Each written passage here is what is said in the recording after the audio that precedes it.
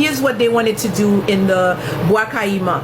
For those of you, I don't know if all of you are, since this is an English line, I don't know if everybody is Haitian here, but the Bois Kayiman is the location where our ancestors had the Vodou ceremony in 1791. In other words, they, call on to their ancestors. They had to do a Vodou ceremony in order to have the might, the power that they needed to fight at that time one of the biggest army, which was French.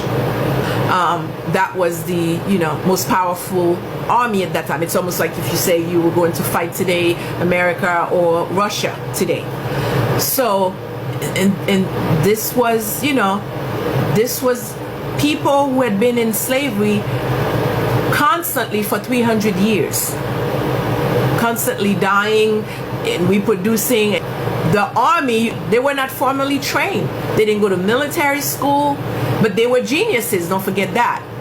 But at least you can think maybe they didn't even have certain resources. Here they beat France. Okay? They beat France. So in the place where they had the ceremony, this is a sacred place. Well, of course, they got churches around there now. Of course, we go back to the church again. They got churches in that locality. Okay? Then, to make matters worse, UNESCO wanted to have this place, kept as the World Heritage. But guess what UNESCO was going to do there? They were going to have a museum there. They want to have a museum there that's called the Walk of the Slaves. In other words, what they should have in Kwabosal, they want to have it in La Bois Kayiman. Clever. What does that mean? They want to recreate what they did in Kwabosal in the La Bois Kayiman, where we had declared our liberty. They want to flip it. You see? This is how you can keep a people unconscious. You flip their story. You flip their history. So then, in 25 years, the La Bois Kayiman would become the Walk of the Slaves. So it would be something all about slavery. Not about liberty, not about autonomy, not about death, none of that. They erase that. There'll be nothing about your revolution of you declaring liberty or death. There wouldn't be that. Because the place that is the embodiment of that is now a place of the work of the slaves. There were no slaves there in the La Bois Kayiman. There were no slaves there. The group of people who had the ceremony there, they weren't slaves. They had been freed. No slaves can declare liberty or death. No slaves can do that. They were free already. For you to say liberty or death, you're free. And they want to turn it into a museum for slaves. You see? So they never give up. They never stop. Their descendants know what the program is. It's never to stop. It's to continue. So you allow these people to come and mingle in your business, then they start changing things on you. They say, oh, well, why don't we just we'll have a beautiful museum here, We'll call it La Marche des Esclaves. This is where money can get you. Where when you think all you're thinking about is money, you're not thinking about the sacrifices of your ancestors. You're thinking about UNESCO bringing money, bringing it to the world. I don't give a fuck about the world. Why do I care about the world? Why do I care about the world? I care about Haiti. I care about my ancestors. I care about the next generation of Haitians and how they're going to understand who they are and their history, their true history. That's what I care about. I don't care about the world. I don't care what the world thinks of Haiti. I really don't. I I care about what we think of ourselves and what we are going to leave for the next generation. But Dessalines had told us, the father of our nation, he said, the day you put these people in your business is the end of your liberty. And sure enough, it is. Because we constantly think these people have our best interests at heart. We constantly think so.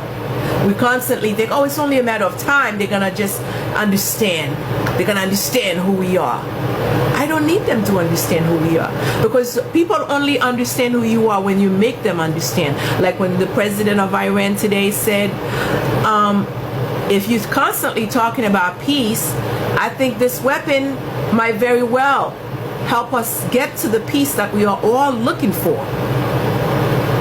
They got it. They understand it. You know why they understand it? Because he has a weapon that can make them understand that. People will never understand what you want them to understand unless you can, what? You can at least threaten them. You either understand or that happened. That's the only time they understand certain people. That's the only time they understand. It's been obvious for some people, right? We've seen it. So we have to develop our science, and we need the next generation of Haitians. We need them starting 5 years old, never been in a church, never will be in the church. They will just know what church is just for historical purposes. We need to teach them the history of the world. We'll tell them what the church has done to their ancestors. That's to the extent that they know what church is. And then from there, we move on to our sciences. We show them how the church is so beneath our science. They're not going to be ignorant, and they are not going to be Christians. That, the ancestors is going to make sure of that. The laws are going to make sure of that. And as you can see, it's already happening already. The churches, they pretty much disappearing in Haiti. You see that already. This is what's good about when a system is ending and a new one is coming. It's hard for the people who's in this time to see the changes because it's happening, but yet it's so subtle. But now I don't even see it subtle. I guess it depends what eyes you're looking at it from. It's really not subtle at all. But you can see the church already fell apart in other parts of the world. But in Haiti, now you see it falling apart because you see them coming out with this stuff. You see them fighting among themselves. That's it. That's how it was when they were starting. It wasn't easy then to convince people that there was a guy named Jesus who died on the cross for them. Nobody wanted to accept that because they knew the truth. That's why they had to kill people. That's why they had the Crusades. That's why they had inquisitions. That's why they had laws like heresy, because people knew the truth. You couldn't make people do things unless you threatened them. And they did threaten people, and they killed people. So this is where we are now. It's dying. It's done. It's finished. If our people knew how to read, we wouldn't even be in that predicament anymore in Haiti, because it's done in other parts of the world. It's been done. So now you see the pastors, they're doing, people says, I can't believe this is happening in the church. Why you mean you don't believe? This is the church. This is what the church represents actually. The church did slavery. The church put your ancestors on the block and sold them. Why you say now? You say you can't believe, oh, the church is supposed to be such a moral place. A moral place? These are the people who sold your ancestors. What's moral about that? But you see, we have been brainwashed. That's what the church represents. Especially black people. They think church meant, something, sacred. There's nothing sacred about people selling human beings. There's nothing sacred about the popes declaring, like Pope Nicholas V declaring that black people didn't have a soul and therefore they can put them in perpetual slavery. What's sacred about that? If anyone else in the world thought church was sacred, you as a black person should have never thought so. Because your people, these were the people who concocted with governments and kings and queens. The first slave ship was named Jesus that went to get the first African out of Africa. What's sacred about church? Only when we don't know our history that we can have those thought patterns, that we can think something like that. Only then. And only then, without your awareness, can you walk in Kwabosal and not know that this is the very place that your ancestors were sold. And you can go there and have fun like I did, and you know, walk and buy food. The best food was from there. And not knowing this is a sacred space. People were sold here for 300 years. Not for 300 days, for 300 years. So that was the live for today. So I wanted to go over that whole fanatical stuff about, you know, geopolitically speaking, what's going on in the world. We need to put things into perspective. You know, we need to know who our enemies are. We need to stop mingling into other people's business too. Our ancestors realized that we as a people, we cannot fight right now. We've been so brainwashed, we are not able to fight. They have to fight on different fronts. They have to bring the fight into the enemy's corner first. All of this is to try to wake us up so we can see clearly. Because we're certainly not going to take an initiative against our enemy, because we don't even see them as enemy. So our ancestors have to come with different strategies. It still works, because these were the two groups who demonized our ancestors. The Persian and the Jews. The Persians today, that's the Iranian, the Iraq and Iran, those are the people, and the Jews. So it's fitting that they are fighting against their own selves today. It's very fitting. Kemet is rising for that.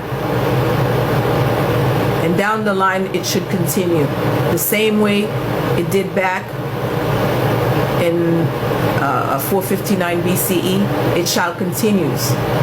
You know who's the Romans today. You know who the Romans and the Greeks are today. You know who they are.